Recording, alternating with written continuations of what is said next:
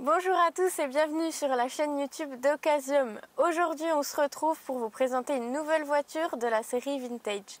Occasium, c'est une vidéo inédite chaque mois, alors n'hésitez pas à vous abonner à notre chaîne YouTube et à activer la cloche de notification pour être alerté des prochaines vidéos.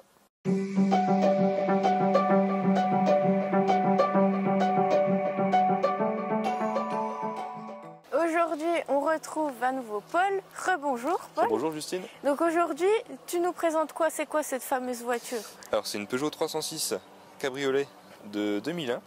Ouais. Donc c'est une des dernières phases de la Peugeot 306 cabriolet. Donc là on est sur la phase 3 ou 2.2. Ok. Et donc elle est motorisée par un moteur 1,6 litre essence. C'est une essence, ok. Voilà. Donc de 2001. Exactement. Ok. Couleur jaune, c'est sympa. C'est un peu atypique. C'était un coloris qui était proposé uniquement sur les versions cabriolet ou sur les 106 de l'époque chez Peugeot. Et c'est un code couleur aussi qu'on retrouve chez Ferrari. Ok. Comme il vient de chez Pininfarina, donc certaines Ferrari avaient le même code couleur que les Peugeot. Alors on retrouve le logo juste ici. Hein. Voilà. Je me demandais tout à l'heure. Ok, d'accord. Donc c'est une voiture qui a été designée par Pininfarina et donc qui a été aussi construite dans les usines à Turin. Donc elle sort d'Italie. Ok. Et donc pour l'anecdote, lorsqu'on retrouve le logo Pininfarina suivi du prénom en dessous, c'est que Pininfarina s'est occupé du dessin et de la construction du véhicule. La classe. Ça fait combien de temps que tu as ce modèle? Ça fait depuis 2019, donc c'était ma première voiture Ok. depuis mon permis. D'accord. Tu as eu directement cette voiture? Voilà, j'ai eu cette voiture directement à mes 18 ans. Ok, d'accord, super. Et elle a combien de kilomètres cette voiture? Donc là aujourd'hui elle a à peu près 82 000 km, donc Ok. elle n'a pas beaucoup roulé non plus, puisqu'en fait elle appartenait à un de mes proches et suite à son décès elle est restée dans le garage pendant une dizaine d'années, donc c'est pour ça qu'elle n'a pas beaucoup roulé. Tu lui as redonné une seconde Voilà, vie. exactement. Ok. Et pourquoi tu as choisi ce modèle en particulier? Qu'est-ce qui t'a plu dessus? Alors ce qui me plaisait c'est que c'était déjà un cabriolet qui était sympa en jeune permis à rouler. De plus j'aimais beaucoup les Peugeot et la 306, donc c'est pour ça que j'ai pu choisir j'ai pu m'orienter vers ce modèle. Et au début j'avais un peu peur de la couleur qui était un peu trop voyante, mais finalement c'est un atout qui est sympa et C'est atypique. voilà, on se fait reconnaître par les copains et on la retrouve facilement sur les parkings aussi, donc c'est plutôt pratique. C'est pratique. Est-ce que tu peux nous ouvrir le capot et Bien nous sûr. montrer un peu ce qui se trouve en dessous? Donc là on est sur le moteur 1,6 litre essence de chez Peugeot, donc le TU5 JP. Tu as fait des modifications? Alors non, tout est non strictement d'origine, voire même dans son jus. D'ailleurs le moteur mériterait un petit coup de nettoyage et d'entretien pour qu'il soit vraiment plus propre. Mais tout est strictement d'origine sur cette voiture. Globalement, tout est d'origine aussi? Tout est entièrement d'origine, aucune il n'y a aucune modification. Ok. À l'avenir, est-ce que tu souhaites en faire ou... Non, je souhaite la garder d'origine parce que c'est la configuration que je trouve la plus sympa. Et elle garde de plus en cote en la gardant d'origine, surtout dans cette couleur là qui est sympa. C'est sûr, c'est sûr. Est-ce que tu peux nous montrer un petit peu l'intérieur Oui, maintenant? bien sûr. C'est pratique, du coup, pas besoin d'ouvrir la Exactement, porte c'est déjà. l'avantage du cabriolet. Donc là on est sur un intérieur textile avec un coloris Merlin. Ok. Et donc on a 4 places à l'intérieur, donc les places arrière sont un peu plus restreintes qu'à l'avant, mais C'est qui restent normal. quand même occupables par 4 adultes. Ok. Et puis au niveau du confort de conduite, tout ça, c'est une voiture qui est confortable? Voilà, ça peut se rouler tous les jours. C'est une voiture qui a été, d'ailleurs je l'utilise tous les jours. C'est Et, ton véhicule principal? Voilà, c'est mon véhicule Ok. principal encore aujourd'hui. En revanche, c'est juste sur autoroute où c'est un peu bruyant du fait de la capote en toile, mais ce qui est normal pour un véhicule cabriolet de ces années-là. Mais sinon, non, ça reste assez confortable et ça peut être utilisable tous les jours.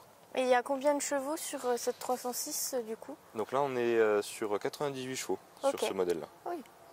Ok. Et en termes d'autonomie, de consommation, on va tourner autour de On combien? est autour des 7 litres au 100 Ok. en consommation mixte et on est sur 700 km d'autonomie pour un réservoir de 52 litres. Ok, ouais, c'est bien. C'est correct. Quels sont, selon toi, les points forts et les points faibles de ce modèle? Alors point fort, c'est la tenue de route de ce véhicule qui est très intéressante et bien travaillée par Peugeot. Pareil, niveau motorisation, la motorisation est très bien pour un usage quotidien et ni trop peu ni trop puissante pour ce type de véhicule. Sinon sur les points faibles, forcément le bruit du fait que ce soit un cabriolet sur autoroute et la boîte de vitesse qui est un peu courte pour un usage autoroutier, mais sinon à part ça il n'y a pas très peu de points faibles sur ce véhicule. Ça reste une voiture qui est quand même pas mal polyvalente. Voilà, elle peut être polyvalente et surtout avec cette motorisation 1,6 litre qui permet une consommation relativement faible. Ok. Et si tu devais changer une chose sur ce véhicule, ça serait quoi?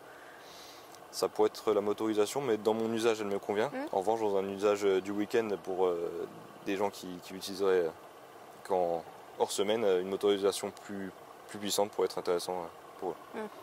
Effectivement. Est-ce que tu peux nous montrer un petit peu le coffre, étant Bien donné sûr. que c'est une cabriolet? Est-ce qu'on a quand même de la place? Alors on a un coffre à volume fixe Ouais, sur ce cabriolet. Malheureusement les sièges arrière ne sont pas rabattables. ouais. Le coffre reste quand même assez profond, mais très bas de hauteur. Du fait de, Voilà. de la cabriolet. C'est pas les véhicules les plus pratiques, mais bon, c'est suffisant. Ça reste suffisant, exactement. Alors du coup, au niveau prix, on se situe où pour ce modèle? Du coup, pour ce modèle avec cette motorisation et ce nombre de kilomètres à peu près, on est aux alentours des 5-6 000 euros sur le marché de l'occasion.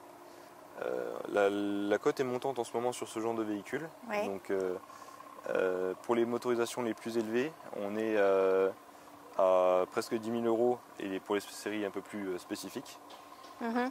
Donc aux alentours des 10 000 euros et plus pour les versions un peu plus haut de gamme. Ok.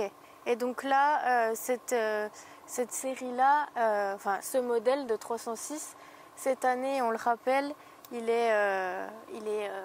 passe en voiture de collection, c'est bien Voilà, ça? donc pour les versions les plus anciennes, on va pouvoir passer en voiture de collection pour les premiers modèles sortis de la gamme. Ok, donc ta voiture n'en fait pas partie encore? Pas pour l'instant, comme elle est encore trop récente, mais trop récente. elle en fera partie dans quelques années. Ok. J'ai une dernière question. Quelle est ta voiture ultime du coup? Alors moi je suis très fan de voitures un peu radicales et ma voiture ultime ce serait une Caterham Super 7 ou Ok. même les plus anciennes. Donc c'est ces voitures un peu cartes qui sont autorisées à rouler sur la route. C'est ce qui me plairait beaucoup. Ok, parce que celle-ci du coup à l'avenir tu comptes la garder ou tu sais pas encore? Alors oui, je compte la garder le plus longtemps possible car Ouais. c'est une voiture qui appartenait à un proche donc j'y tiens Oui. beaucoup. Il y a une c'est valeur voiture sentimentale. c'est la première voiture et c'est une voiture qui est sympa aussi donc j'apprécie beaucoup et je souhaite la garder le plus longtemps possible. Ok, et ben merci Paul pour toutes ces informations Merci à toi. et puis à très bientôt. C'est déjà la fin de cette vidéo, j'espère qu'elle vous aura plu. N'hésitez pas à liker la vidéo, à faire vos remarques et à laisser vos commentaires. N'hésitez pas non plus à vous abonner à notre chaîne YouTube si ce n'est pas déjà fait. Et je vous dis à très vite pour une prochaine vidéo.